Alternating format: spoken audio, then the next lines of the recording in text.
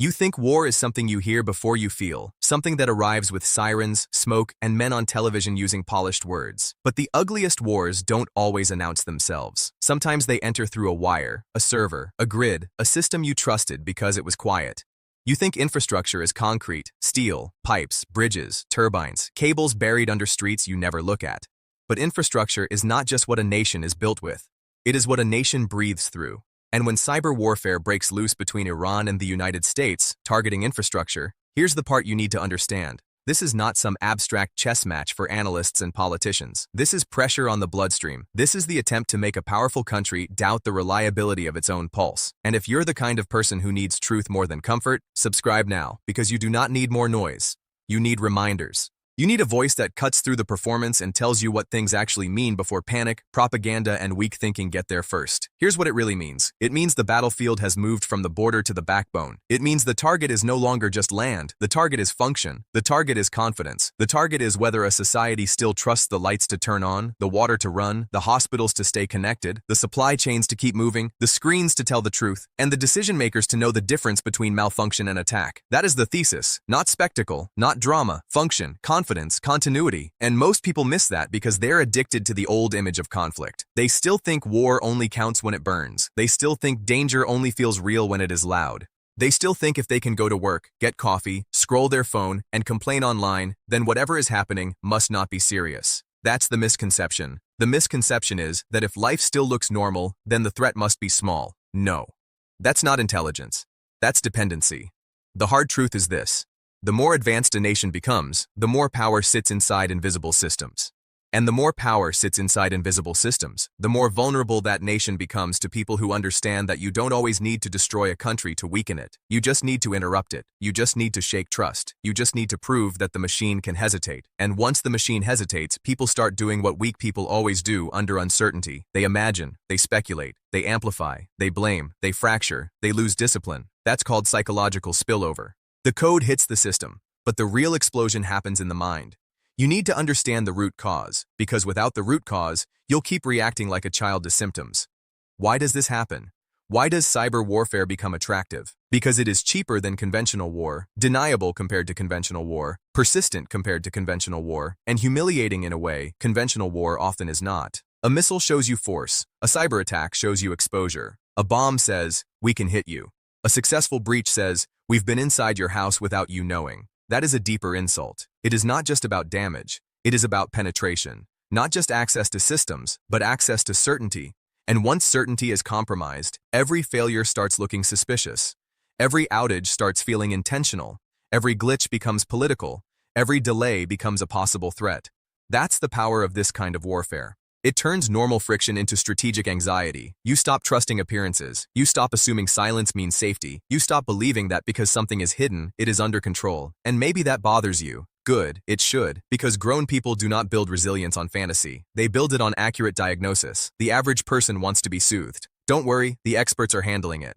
Don't worry, these things are contained. Don't worry, it's complicated. Maybe not. But even when those statements are technically true, they become dangerous when they train you to disengage. Because disengagement is what fragile societies breed. A fragile society is not one with no threats. That does not exist. A fragile society is one where people have outsourced awareness, outsourced responsibility, outsourced readiness, and then call themselves civilized because everything worked yesterday. Yesterday is not a security strategy. And that's where the emotional lie enters. People want to feel modern, which means they want convenience without dependence, complexity without vulnerability, power without maintenance. They want the app, but not the grid, the water, but not the treatment plant, the hospital, but not the network, the supply, but not the logistics, the currency, but not the system that clears it. They want outcomes without respecting infrastructure as living discipline. That's not strength. That's entitlement. And entitlement gets punished. In a man, in a household, in a nation. If you want to understand cyber warfare at the level that matters, stop asking only, can they break something? Start asking, how much of your daily reality depends on systems you never think about until they fail?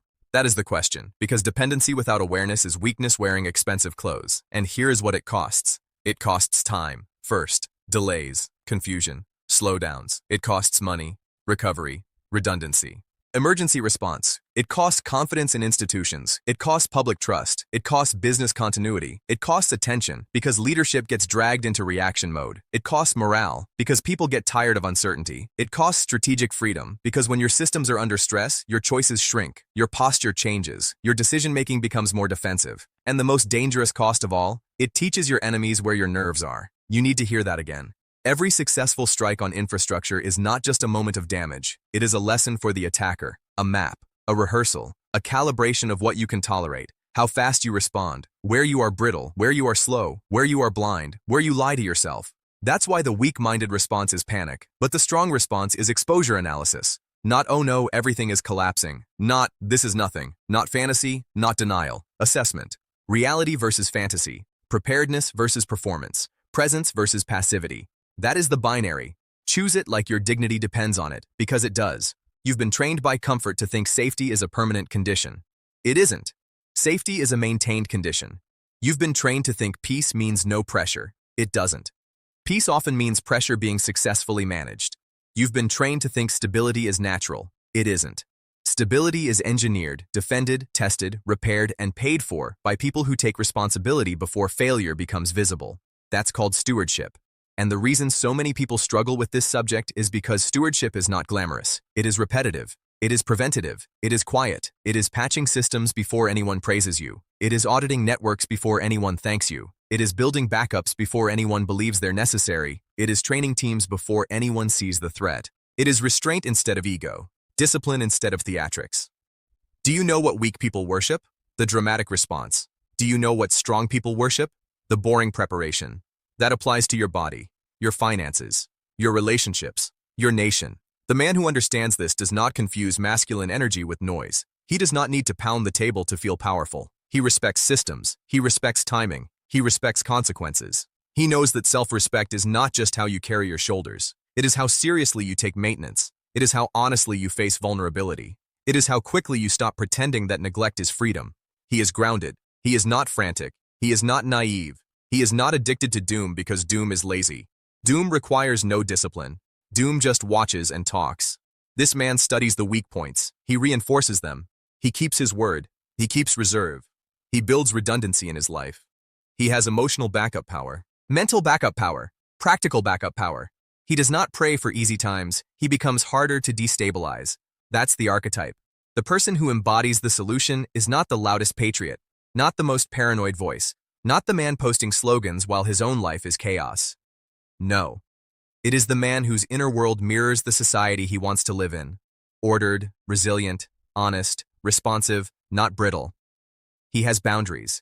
He doesn't let every headline hijack his nervous system. He has purpose. He knows what he is responsible for and what he is not. He is grounded. He does not chase fantasy dominance. He builds real capacity. He has self-respect, which means he does not wait for collapse before he starts caring about structure. That man is dangerous in the best way. Difficult to manipulate. Difficult to rattle. Difficult to shame into performative emotion. He does not numb himself with distraction. He does not call avoidance staying positive. He looks directly at risk and says, good, now I know where to build. You need that energy now. Because whether you are looking at cyber conflict between nations or the silent collapse inside your own life, the pattern is the same. Systems decay when nobody respects them. Systems fail faster when people assume someone else is watching. Systems become targets when they project strength without backing it with maintenance. And human beings break when they keep demanding certainty from a world that only rewards preparation. So what do? First, stop romanticizing ignorance. Stop saying, it's too technical. Stop saying, that's for experts. Stop saying, I'll think about it when it becomes obvious. That mindset gets people hurt. If it matters, learn enough to respect it. If it supports your life, understand enough to stop taking it for granted. Second, stop feeding yourself panic disguised as information. There is a difference between awareness and obsession. One makes you sharper, the other makes you weaker. If you consume 10 hours of fear and take 0 practical steps, that is not concern. That's self-corruption. Third, redirect your attention from spectacle to structure. Ask better questions. What are the dependencies? Where are the bottlenecks? What systems matter most? What happens if they fail? What backups exist? Who maintains them? How quickly can function be restored? Those are adult questions. Those are backbone questions. Fourth, Build resilience in the places you can control. Harden your own digital behavior. Use stronger security. Reduce reckless exposure. Back up what matters. Diversify dependencies where possible. Learn how your household, your work, your community actually function. Know what fragility looks like before it starts making decisions for you. No, you cannot secure a nation by yourself, but you can stop being the kind of person who floats through critical systems like a spoiled passenger. Fifth, train your mind to respect slow threats. Not everything arrives like an explosion. Some threats arrive like inconvenience, then disruption, then confusion, then cost, then fatigue, then normalized weakness.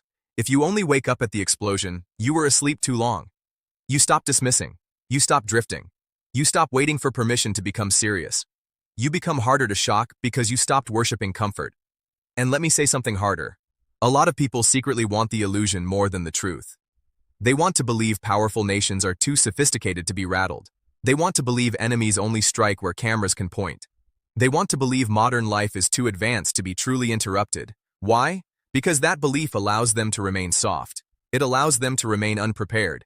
It allows them to keep consuming a civilization they are not mentally fit to defend.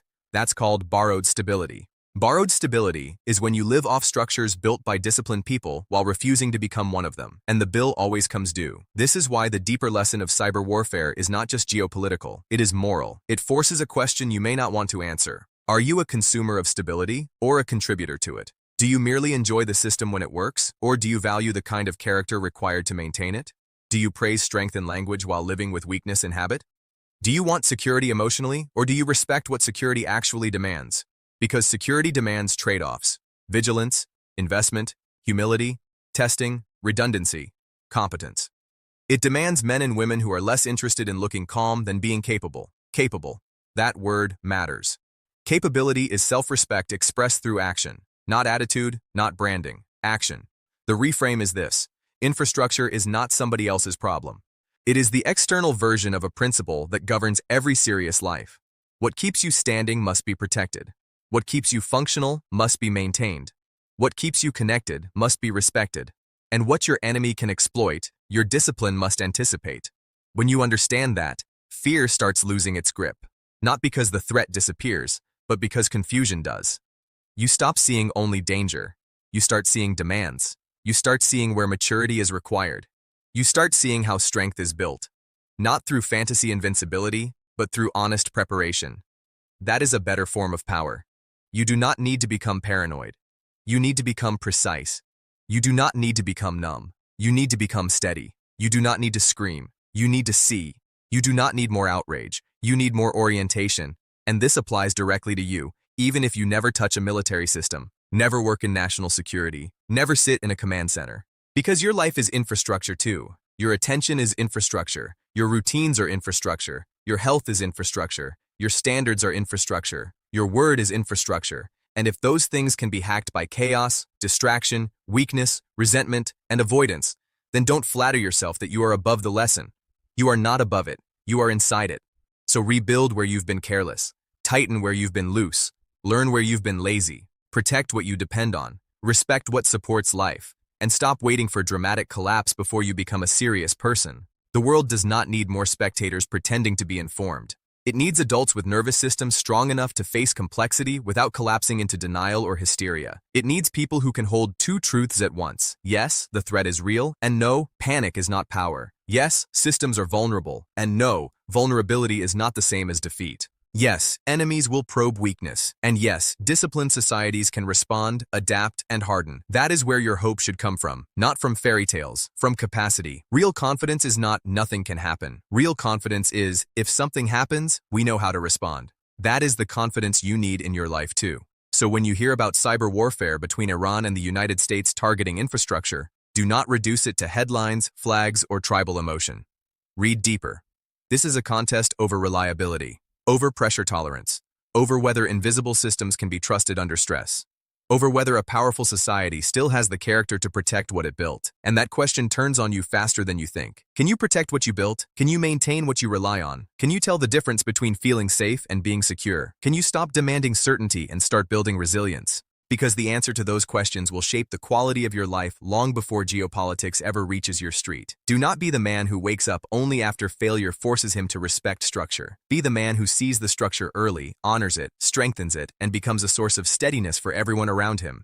Be the person whose presence lowers chaos. Be the person who makes systems stronger by refusing to live sloppy. Be the person who understands that self-respect is not just pride. It is maintenance. It is foresight. It is refusing to neglect what keeps life standing. That is strength without theater. That is masculinity without insecurity. That is clarity without panic. That is power without delusion. And if nobody told you this plainly, hear it now. You are not helpless unless you choose passivity. You are not powerless unless you choose drift. You are not weak because the world is complex. You become weak when you use complexity as an excuse to stay childish. Grow up. Look clearly, build properly, stand firmly. You are not here to be a victim of systems you refuse to understand. You are here to become the kind of human being who can carry weight, read reality, and respond with discipline. You are the answer to more chaos than you realize. In your home, in your work, in your community, in your own mind. Not because you control everything, but because you can stop being one more fragile thing inside a fragile time. That is your identity reset. You are not a passenger. You are not a spectator. You are not here to worship comfort while real men and women hold the line. You are the answer. You are the reinforcement. You are the one who gets serious before the collapse. Subscribe if you want more truth like this, more clarity that cuts through the fog, more reminders that strength is built in reality, not fantasy. And stay close to this community if you're done being lied to gently and ready to be sharpened honestly, because you do belong among people who would rather face the truth and become stronger than hide from it and stay soft.